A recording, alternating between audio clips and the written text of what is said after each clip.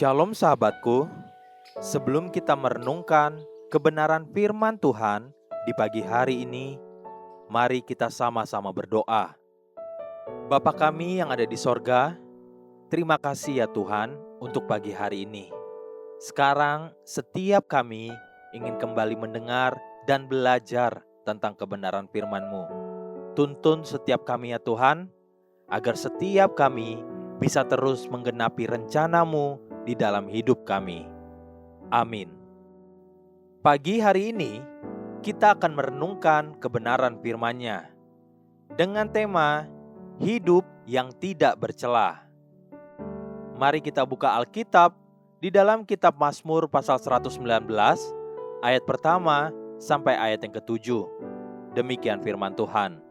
Berbahagialah orang-orang yang hidupnya tidak bercela, yang hidup menurut Taurat Tuhan. Berbahagialah orang-orang yang memegang peringatan-peringatannya, yang mencari Dia dengan segenap hati, yang juga tidak melakukan kejahatan, tetapi yang hidup menurut jalan-jalan yang ditunjukkannya.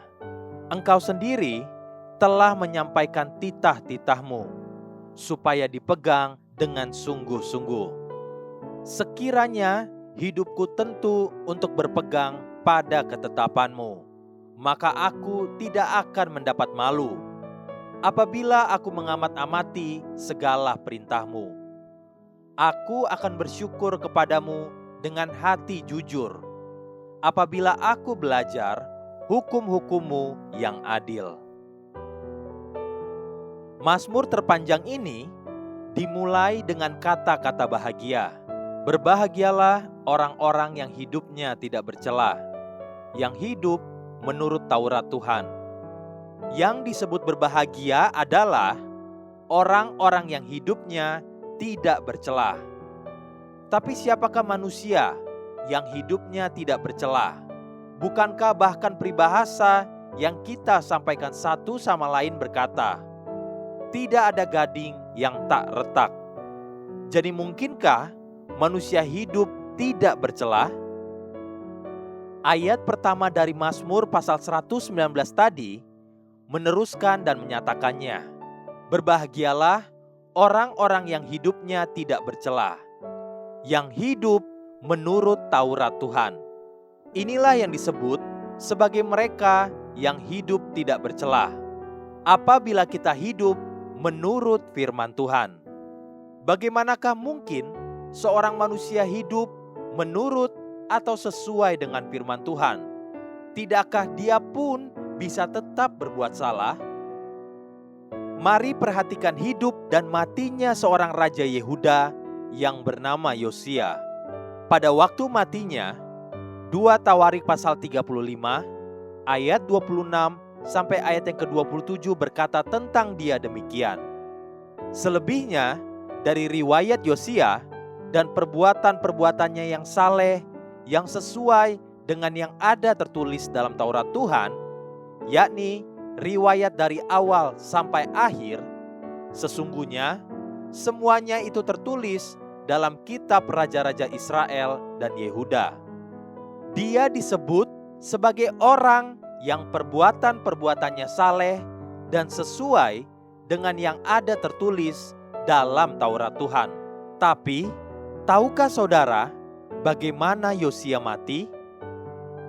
Ayat-ayat sebelumnya di 2 Tawarik pasal 35 ayat 20 sampai ayat yang ke-25 menuliskan bagaimana Yosia mati.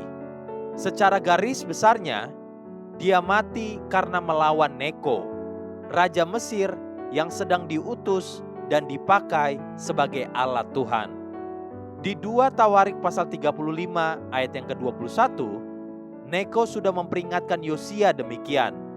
Ia mengirim utusan kepada Yosia dengan pesan, apakah urusanmu dengan aku, Raja Yehuda? Saat ini aku tidak datang melawan engkau, tetapi melawan keluarga raja yang sedang kuperangi. Allah memerintahkan aku supaya segera bertindak. Hentikanlah niatmu menentang Allah yang menyertai aku, supaya engkau jangan dimusnahkannya. Itulah yang mendatangkan kematian bagi Yosia. Namun sekalipun demikian, Alkitab masih mencatat bahwa Yosia adalah orang yang perbuatan-perbuatannya saleh dan sesuai dengan apa yang ada tertulis dalam Taurat Tuhan dari awal sampai akhir. Kembali kepada apa yang Mazmur pasal 119 ayat pertama tadi katakan, berbahagialah orang-orang yang hidupnya tidak bercela, yang hidup menurut Taurat Tuhan. Orang yang hidup menurut Taurat Tuhan bukanlah berarti dia tidak pernah berbuat salah. Kesalahan-kesalahan itu bisa terjadi karena kebodohan dia sendiri, atau karena ketidaktahuan dia, atau karena salah bergaul. Dalam hal ini, kesalahan bergaul, yaitu dengan Raja Asyur, telah menjegal langkah-langkahnya. Pagi ini, belajarlah satu perkara. Hiduplah sesuai firman Tuhan dan berlakulah bijaksana. Haleluya. Sahabatku, mari kita sama-sama berdoa. Terima kasih Tuhan, ajar aku hidup berkenan di hadapan-Mu. Amin. Jesus loves you and so do I.